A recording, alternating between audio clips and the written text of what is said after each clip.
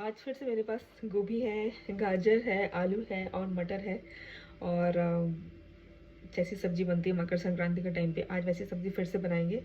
ये सब्ज़ी बहुत अच्छी भी लगती है, बहुत पसंद है सबको।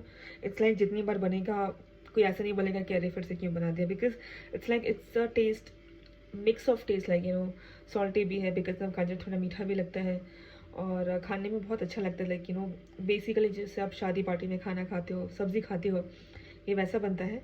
और मैं वही बनाऊंगी ताकि बच्चे, पति सब खुशी से खा सकें इसको। क्योंकि लास्ट टाइम जब मैंने बनाया था, जब मेरे घर में मेहमान आए थे, तो लिटरली ये सब्ज़ी अच्छी खासी बनी थी, सबने मज़े से खाया और नहीं बचा वो।